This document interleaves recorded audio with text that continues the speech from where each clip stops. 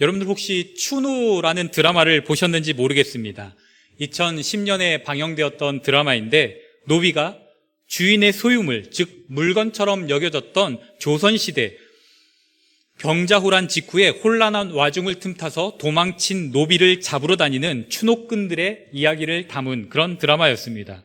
그런데 이 드라마를 설명하는 글 중에 이런 글이 있는 것을 보게 되었습니다. 조선 후기 인조시대 화폐 가치로 계산되는 사람들이 있었다. 사람이면서 사람이 아니었던 이들은 유사시엔 사고 파는 것은 물론 선물로 주기도 했고 버릴 수도 있었다.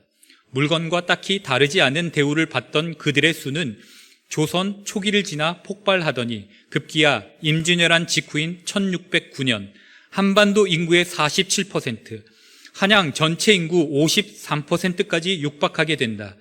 당시 양반들과 평민들을 모두 합친 것보다 많은 수인이 저잣거리에서 숨쉬고 살아가는 이들의 다수인 셈이다. 이런 세상을 상상할 수 있는가? 거리에 나가면 사람 취급을 받지 못하는 이들이 절반 이상이 되는 세상을, 절반 이상의 사람들의 삶에서 희망이나 꿈, 전망조차 허락되지 않는 것이 당연하고 보편적인 그런 세상을, 절반 이상이나 되는 인생의 값어치가 단지 얼마짜리 돈으로 결정되는 그런 세상을, 절반 이상 되는 이들의 사람답게 살고픈 바람이 오직 도망을 통해서만 실현될 수 있는 세상을, 만약 현재 지금 우리가 각자의 얼굴을 이 드라마에서 찾을 수 있다면 우리가 저잣거리를 살아가는 그 절반 이상의 사람들이기 때문일 것이다. 그리고 어쩌면 화폐 가치가 인생의 값어치로 손쉽게 매겨지고 88만 원 세대라던가 비정규직 확대와 같은 문구들로부터 눈길을 떼지 못하는 현재의 모순을 그 시대와 등가로 놓을 순 없다 하더라도 맨몸으로 부딪혀 싸우지 않고서는 무엇인가의 노예가 되지 않고 사람답게 살기가 점점 더 어려워진다는 것만큼은 여전하기 때문인지도 모른다. 지금이 조선시대는 아니지만 그럼에도 불구하고 이 드라마가 화제가 될 수 있었던 이유는 이 설명글처럼 이 시대에도 돈의 노예로, 권력의 노예로, 어떤 우상의 노예로, 죄의 노예로, 이에 외에도 여러 가지 것들의 노예로 살아가고 있는 우리의 모습을 발견할 수 있기 때문이 아닌가 싶습니다. 우리가 교회를 다니면서 하나님의 은혜를 받았습니다. 우리를 구원하시기 위해 이 땅 가운데 내려오신 주 예수 그리스도를 믿음으로 구원을 받았습니다. 그러면 우리는 더 이상 노예로 살면 안 되는 거죠. 왜 그렇습니까? 그건 하나님이 원하시는 모습이 아니니까요. 그 어떤 부모가 이 세상에서 자기 자식이 노예로 사는 것을 원하겠습니까? 어떻게 그것을 받아들이겠습니까? 부모라면 받아들일 수가 없는 거죠. 그런데 여러분, 성경을 보니까 하나님은 우리를 자녀로 삼아주셨습니다. 우리들은 하나님의 자녀입니다. 하나님은 우리로 하여금 하나님을 아버지라고 부르게 하셨습니다. 그런 하나님이신데, 야, 너는 내가 보니까 노예로 살아야겠다. 누구한테 이렇게 말씀하시겠습니까? 전혀 그렇지 않으시겠죠. 한 사람도 노예로 사는 것을 원하지 않으실 것입니다. 그런데 우리는 왜 살면서 무엇인가의 노예가 되어서 참된 자유를, 꿈꾸던 자유를 누리지 못하면서 사느냐는 거죠. 왜 여전히 이 사회는 불공평의 연속이고 없는 사람들이 고통 가운데 살아가야 되는 것일까요? 2018년도 12월에 태안 화력발전소에서 24살의 청년이었던 김용균 씨가 사망한 사건이 있었습니다. 그런데 그로부터 6년이 지난 2025년 6월달, 이번 달이죠. 또 한 명의 하청업체 소속 근로자 김충현 씨가 사망했습니다. 같은 곳에서 비슷한 사고로 인해서 말입니다. 법이 만들어졌어도 마치 무용지물인 것처럼 느껴집니다. 고용노동부 자료에 의하면 2024년 기준 전체 산업사고 사망자의 48.1%, 특히 건설업 사망자의 86%가 하청업체 소속인 걸로 집계가 되었습니다. 우리가 이런 사건, 사고들을 접하면서 내 가족, 내 친척 중에 누군가가 일하는 현장이 이런 곳은 아닐까? 내 친구들, 살면서 알게 된 나의 지인들이 일하고 있는 곳이 이런 곳은 아닐까? 생각해 보게 됩니다. 너무나도 힘든 곳에서 생명의 위협을 느끼면서 일할 수밖에 없는 사람들이 있는 거죠. 그런 삶의 현장을 받아들여야만 하는 사람들이 있다는 것입니다. 여러분, 왜 똑같이 도망쳤는데 애순이는 퇴학이고 관식이는 정학입니까? 돈과 권력은 말해 무엇하겠습니까? 돈은 요물인 것 같습니다. 돈은 많이 가지고 있어도 돈 많은 사람을 노예로 삼습니다. 적게 가지고 있어도 노예로 삼습니다. 참 요물입니다. 저도 돈 좋아합니다. 있으면 당장 편해질 수 있으니까요. 여러분, 교회 대청소하는 일 뭐하러 여러분들을 괴롭히겠습니까? 네? 돈만 있으면 업체 불러서 견적 내고 주중에 삐까뻔쩍하게 만들어 놓을 수 있습니다. 그래서 여러분들은 주일날 오셔서 아주 좋은 환경에서 편하게 예배 드리도록 그렇게 만들어 드릴 수 있습니다. 그런데 그렇게 하지 않은 거? 네, 돈이 없습니다. 솔직하게 저에게 돈이 없는 탓도 있지만 두 번째 이유도 있습니다. 여러분들이 교회를 사랑하시는 그 마음을 더 가지시도록, 더 큰 믿음으로 성장해 가시도록 일부러 계획했습니다. 믿거나 말거나 말이죠. 제가 와서 교회를 돌아다녀 보니까 불필요한 물건들이 여기저기 쌓여 있는 것을 보게 되었습니다. 먼지도 여기저기 두껍게 쌓여 있는 곳들을 발견하게 되었습니다. 그래서 저는 떡밥만 던졌습니다. 교회 대청소가 필요하지 않겠습니까? 그랬더니 어떤 분이 덥석 물어주셨습니다. 제 탓인가요? 떡밥을 던졌으니까요. 그렇게 일이 추진된 겁니다. 청소년 연합 여름 수련회를 앞두고 여러분, 이번에 6개 교회가 연합해가지고 저희 교회에서 수련회를 갔거든요. 그러니까 다른 5개 교회에서 우리 교회를 방문하게 되는데 그 찾아오는 손님들한테 교회를 깨끗하게 만들어 놓은 이후에 맞이할 수 있는 것, 우리들의 축복 아니겠습니까, 여러분? 아멘이십니까? 네. 갑자기 기분이 확 좋아지는데요. 참으로 복된 일이라고 믿습니다. 그런데 왜 하필 골라도 오늘을 골랐냐? 어쩌다 보니까 이게 날짜가 이렇게 되었는데 여러분, 순전히 제 탓이고 제 잘못입니다. 그러니까 용서해 주시고 협조해 주시기를 간곡히 부탁드립니다. 저는 돈보다 여러분들이 신앙적으로 더 성장해 가시는 것을 보는 것이 좋습니다. 저는 돈보다 믿음으로 성공하는 여러분들이 되시는 걸 소망합니다. 동의하시나요? 믿음대로 될 줄로 믿습니다. 오늘 말씀으로 돌아가서 첫 번째 설교의 대지의 제목이 이렇습니다. 오네시모 자유를 꿈꾸다. 먼저 오네시모, 이 사람이 누군지 알 필요가 있을 것 같습니다. 지난주에는 빌레몬에 대해서 알아보았는데 오늘은 빌레몬서의 또 다른 주인공인 이 오네시모에 대해서 알아보는 시간을 여러분들과 함께 가지기를 소망합니다. 오네시모, 이 사람의 이름의 뜻은요, 유익한, 이익, 이런 뜻을 가지고 있습니다. 그래서 사도 바울이 이 빌레몬서 말씀에 이런 내용을 쓴 거죠. 우리 11절 말씀을 함께 읽어보겠습니다. 11절입니다. 시작. 그가 전에는 내게 무익하였으나 이제는 나와 내게 유익함으로, 이렇게 기록하고 있죠. 우리는 이 말씀을 통해서 오네시모가 자신의 이름이 가지고 있는 뜻과는 좀 다르게 산 사람이구나 라는 사실을 알 수 있습니다. 그가 왜 전에는 무익한 사람으로 여겨졌을까요? 앞에 1609년 조선시대의 노비들의 삶이 어떠했는지를 설명드렸던 것처럼 로마 시대를 살아가는 노예들의 삶도 별반 다르지가 않았습니다. 꿈도 없었고 소망도 없었고 자유도 없었습니다. 이것을 가질 길이 없었습니다. 하루하루 그저 주어진 삶에, 주어지는 일들에 치이면서 살아가야 했습니다. 하나님도 모르고 예수님도 모르는 노예에게 무슨 삶의 기쁨과 즐거움이 있었을까요? 무슨 소망이 있었겠습니까? 그러니까 여러분, 무슨 일을 하게 될 때 어떻게 했을까요? 여러분들도 똑같이 하고 계시잖아요. 대충 하는 거죠. 네? 안 그러신다고요? 네.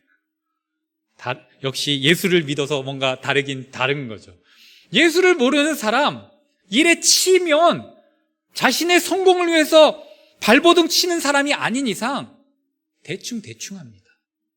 주인의 마음에 안 들게 하는 거죠. 왜요? 꿈이 없어요. 소망이 없어요. 자유가 없는 노예의 삶을 받아들이기 때문에 그렇습니다.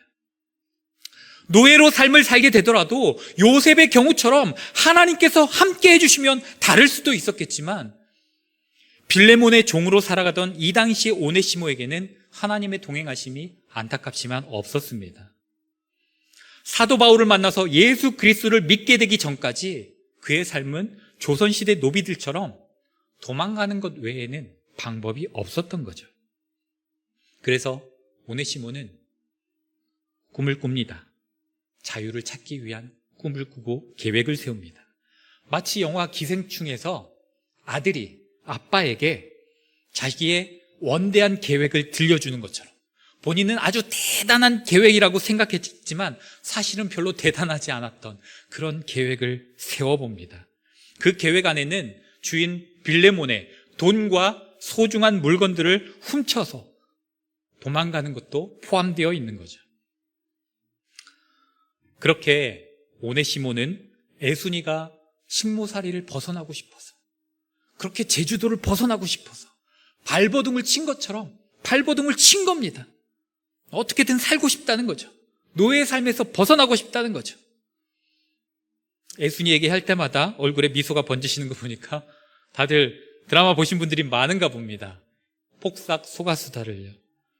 어떤 목사님이 이렇게 얘기하시더라고요. 결혼 주례를 맡았는데 사실 주례를 할 필요가 없을 것 같다. 둘이 신혼여행 가가지고 폭삭 속았수다를 정주행해라.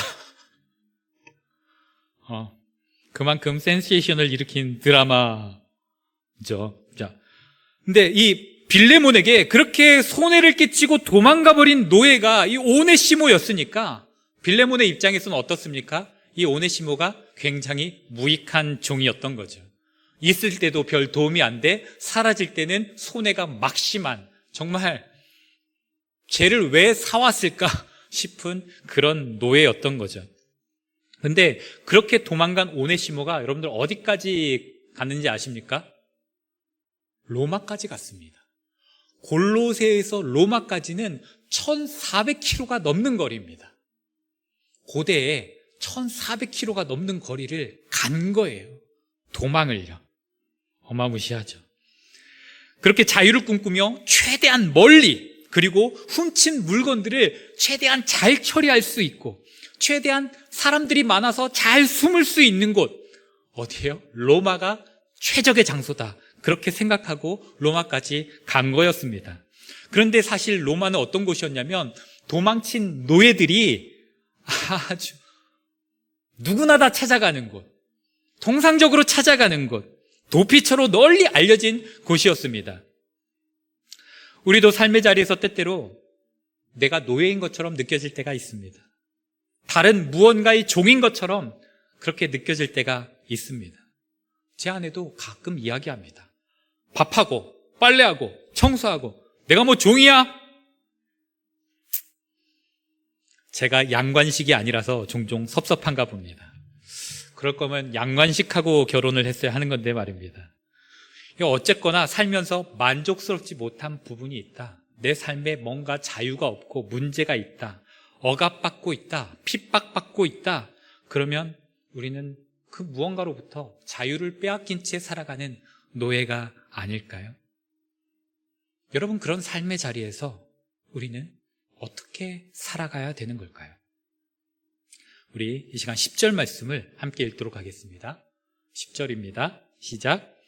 갇힌 중에서 낳은 아들 오네시모를 위하여 내게 간구하노라. 세상에나 만상에나 오네시모가 좀 잘 살아보고자 도망을 쳤거든요. 그런데 더 어려운 상황에 처한 것을 우리가 발견하게 됩니다. 그래서 두 번째 대지의 제목이요, 오네시모 더 어려운 상황에 처하다라는 제목입니다.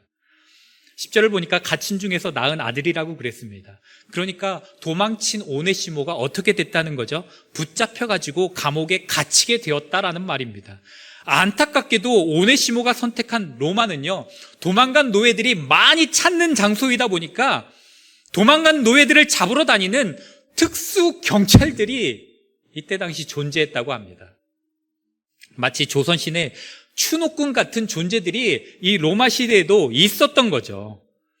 그리고 주인에게서 도망친 노예들의 죄는 고대법에서 가장 심각한 죄 가운데 하나였습니다. 그래서 어떤 학자의 글에 의하면 도망간 종들은 잡히면 을의 이마에 낙인이 찍혔다고 합니다. 도망친 노예를 뜻하는 단어의 첫 글자 F를 이마에 지져가지고 새기는 거죠. 그리고 심한 고문을 당하거나 원형 경기장에서 사나운 짐승들에게 밥으로 던져지기도 했고, 형틀에 못 박아서 다른 종들이 감히 도망치지 못하도록 그렇게 만드는 데 쓰여졌다고 합니다. 끔찍한 일들이 많았던 거죠. 여러분, 그런데 주인에게 손해를 끼치고 도망 다니는 노예가 티가 났을까요? 안 났을까요? 전혀 안 났을까요? 깜짝 같았을까요? 드라마 폭삭 소가수다를 보면, 자꾸 드라마 얘기를 해서 죄송한데, 애순이가 관식이랑 부산으로 도망을 갑니다. 근데 미성년자였습니다. 보신 분들이 많으니까 이 정도는 스포를 해도 괜찮은 거죠. 네, 저도 끝까지 못 봤습니다. 초반부만 봤습니다. 저에게 설교를 다 맡기시고 가신 담임 목사님 때문입니다. 이 드라마를 차분하게 보고 있을 마음의 여유가 제 안에 없습니다. 아마 끝까지 봤다면 더 좋은 예화로 그렇게 잘 써먹을 수 있었을 것 같은 그런 느낌적인 느낌이 드는데 말입니다. 어쨌거나 이 애순이가 어울리지도 않은 진한 화장을 해요, 얼굴에. 그리고 그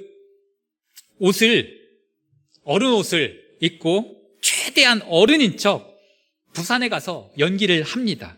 근데 어떻게 되죠? 육지로 도망쳐온 제주도 애들이구나라는 사실을 한눈에 알아본 여관 주인이 어떻게 해요? 등골을 빼먹습니다.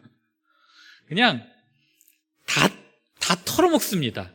그래서 경찰서를 가게 되고, 그렇게 벗어나고 싶었던 지긋지긋한 제주도로 다시 돌아오는 장면을 볼 수 있었거든요. 도망가서 자유를 찾아보겠다.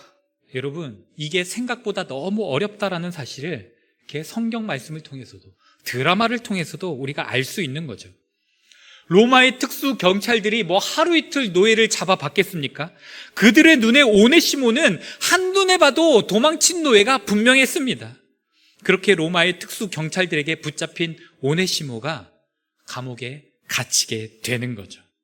사도 바울이 수감되어 있는 그 감옥에 말입니다. 그렇게 감옥에 갇히게 된 오네시모의 마음엔 뭘로 가득 차게 되었을까요? 공포였겠죠. 수많은 불안과 공포가 그의 몸과 마음과 생각을 지배하기 시작했을 것입니다.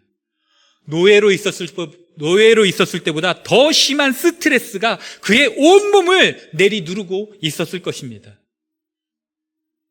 여러분, 내가 나의 힘으로, 나의 지혜로, 내가 가진 그 어떤 능력으로 좀 묶인 곳으로부터 벗어나서 자유를 찾아보겠다고 할 때 내 생각대로 그 일들이 좀 술술 잘 풀리면 얼마나 좋습니까?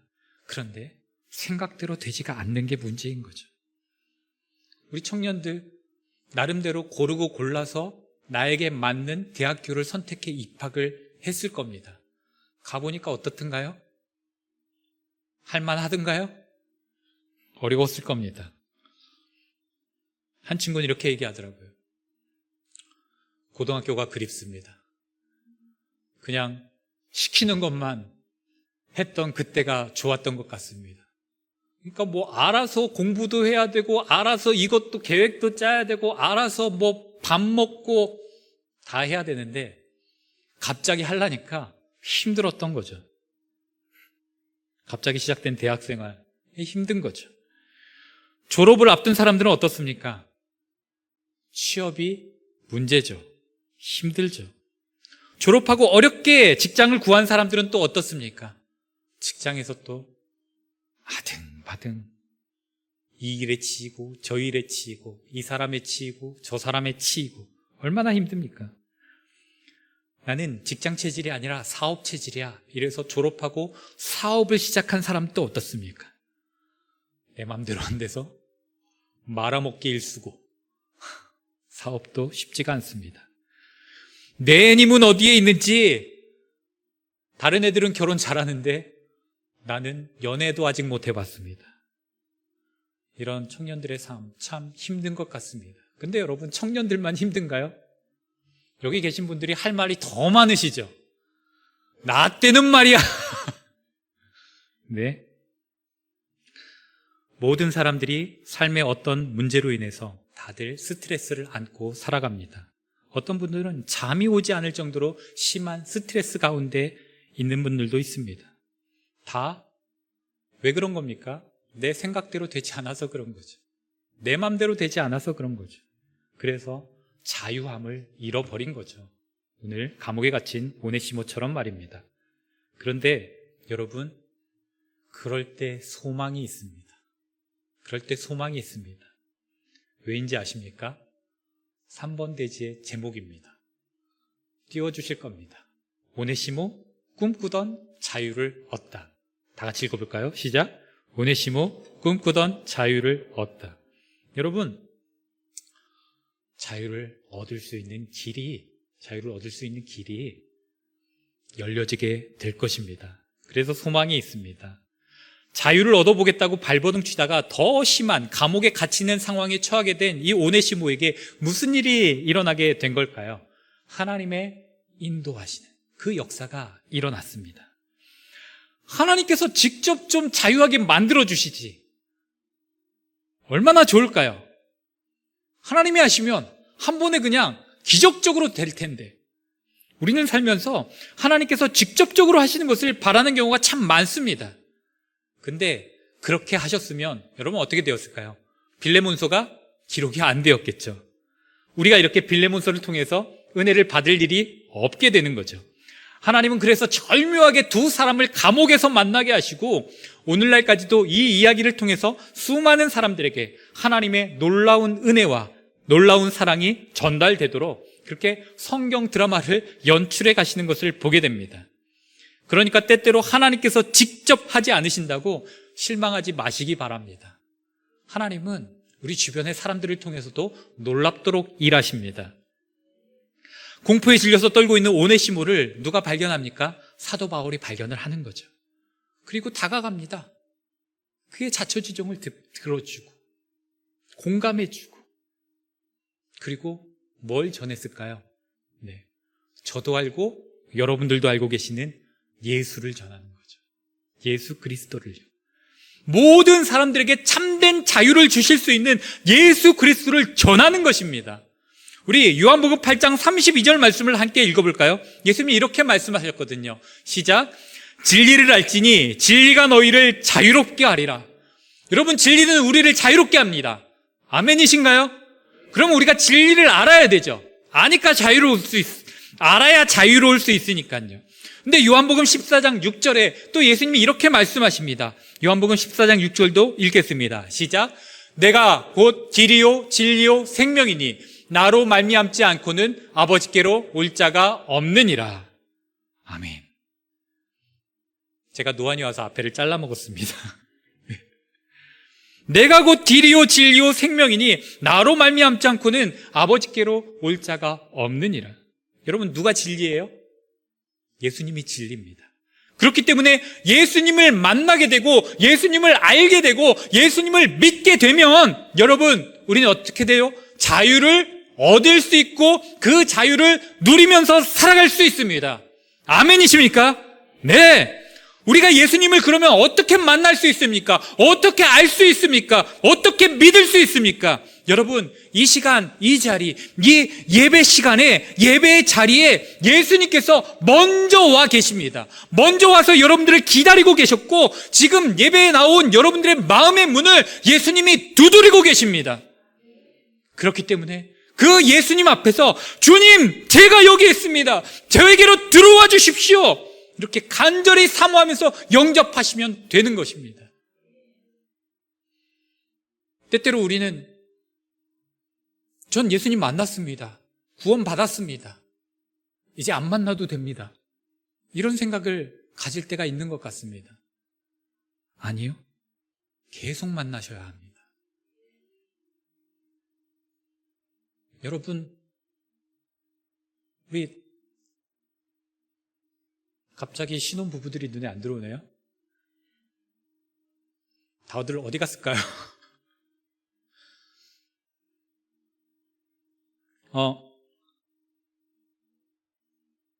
부부가 한 번 만나고 부부가 됩니까?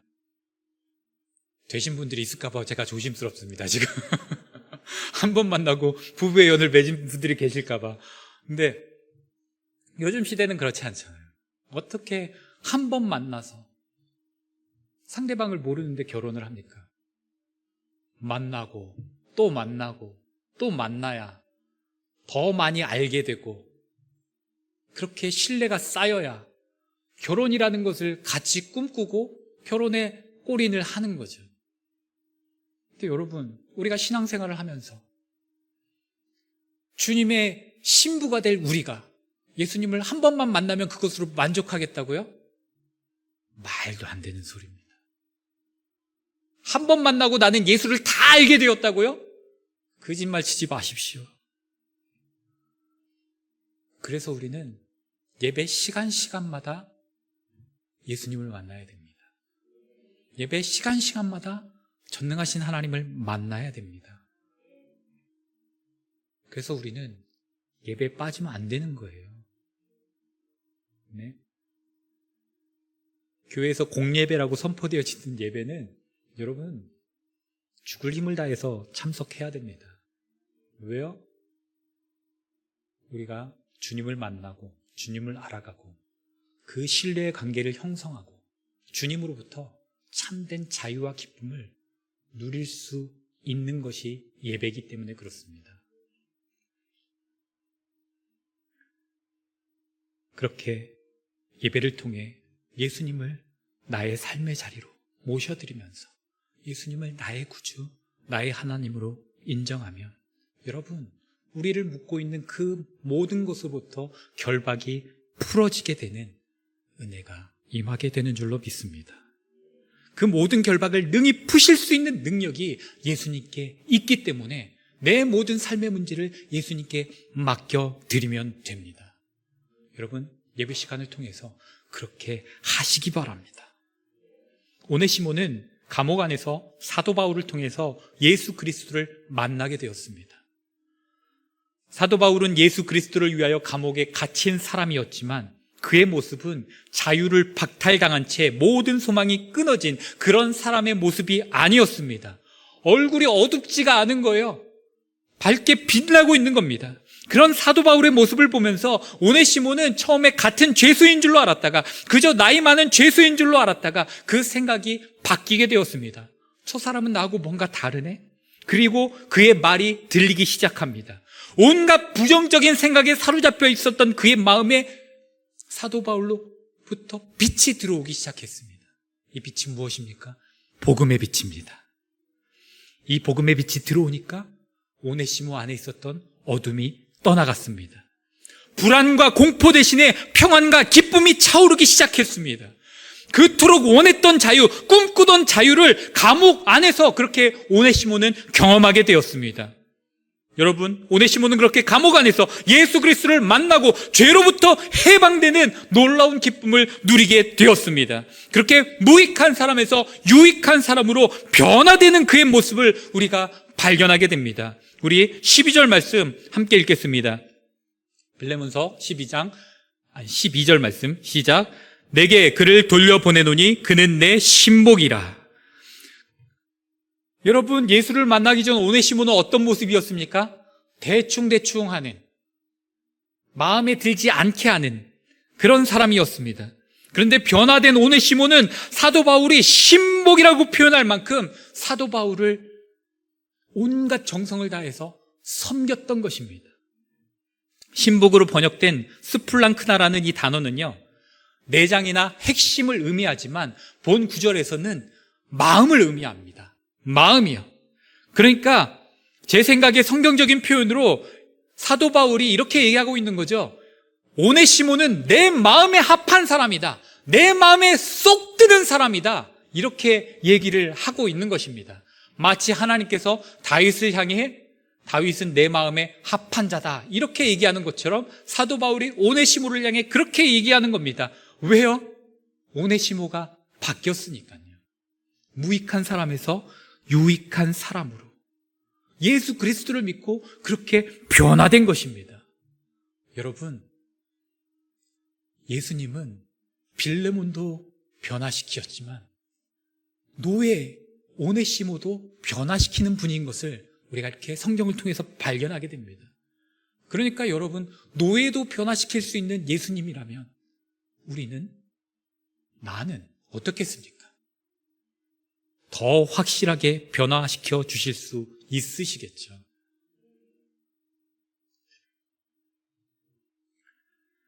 그러나 오네시모에게는 해결해야 될 문제가 남아 있었습니다. 그것은 자기 육신의 주인 빌레몬으로부터 용서를 받는 일이었습니다. 영적인 자유함뿐만 아니라 육적인 자유함도 받아야 했습니다. 그래서 사도 바울이 빌레몬에게 편지를 쓰게 되는 거죠. 왜요? 자초지종을 듣다 보니까 이 오네시모의 주인이 누구인지 알게 된 거예요. 빌레몬이라는 사실을 알게 된 거죠. 이 빌레몬은 사도 바울 자신이 너무 잘 알고 있는 그 빌레몬이었습니다.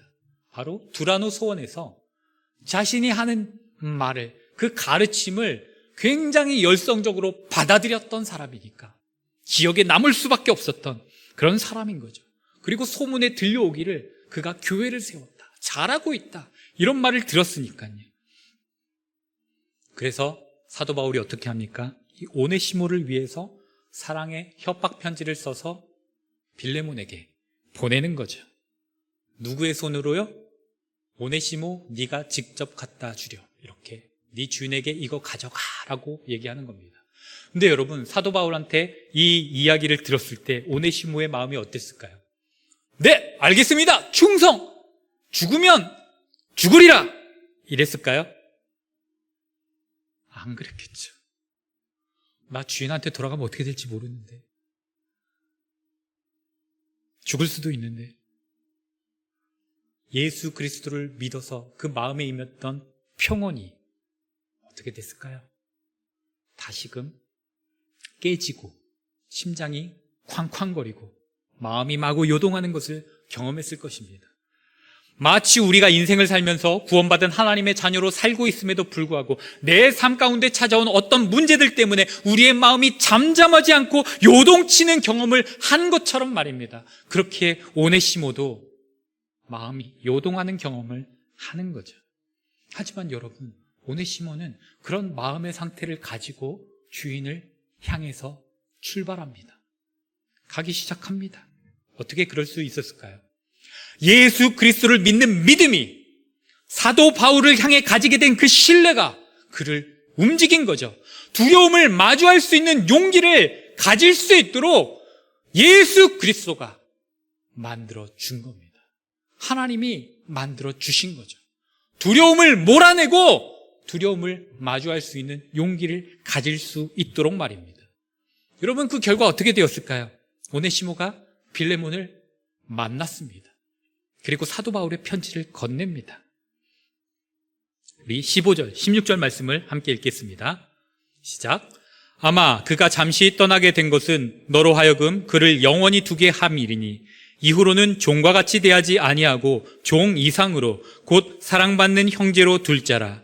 내게 특별히 그러하거든 하물며 육신과 주 안에서 상관된 내게랴. 네, 빌레몬서를 읽어보면 줄줄이 사도 바울의 사랑이 묻어나고 있을 뿐만 아니라 이 오네시모를 향한 마음이, 또 빌레몬 자신을 향한 마음이 묻어나니까 성경을 통해서 확인된 사항은 아니지만 빌레몬은 오네시모를 용서해 주었습니다. 다시 받아들였어요. 그리고 노예 상태에서 벗어날 수 있게끔 만들어줍니다. 그런 오네시모가 나중에는요, 디모데의 뒤를 이어서 에베소의 감독이 됩니다. 담임 목사가 되었다는 말입니다.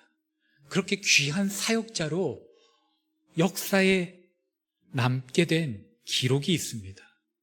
오네시모는 그렇게 꿈꾸던 자유를 얻게 되었고, 이제는 정말 유익한 사람이 되어서 사람을 살리고 사람에게 소망을 주는 사람이 된 것을 우리가 성경을 통해서 보게 됩니다. 여러분, 오네시모를 통해서, 노예였던 오네시모를 통해서 다른 노예들이 어떤 마음을 가지게 되었을까요? 어떤 꿈을, 어떤 소망을 갖게 되었을까요? 원하지 않겠습니까? 나도 저렇게 될 수 있겠구나. 여러분, 꿈꾸는 자유가 있으십니까? 이 시간 주 예수 그리스도를 통해 찾으실 수 있게 되기를 소망합니다. 다시 한번 예수 그리스도를 통해 세상에서 여러 가지로 결박당해 원하지 않지만 노예가 되어버린 이 상태에서 벗어나실 수 있게 되기를 소망합니다. 그리고 오네시모처럼 변화되어서 정말 유익한 사람으로 사람을 살리고 사람을 세우고 많은 사람들에게 소망을 주는 그런 여러분들 되시기를 소망합니다. 여러분들 주변에 소망 없는 노예처럼 살아가고 있는 수많은 사람들이 있습니다. 그들에게 소망이 되어주시기 바랍니다. 예수 그리스도를 드러내십시오. 마음껏 전능하신 하나님을 드러내십시오. 그렇게 놀라운 하나님의 일을 감당하실 수 있는 여러분들이 되시기를 우리 구주 예수 그리스도의 이름으로 축원합니다.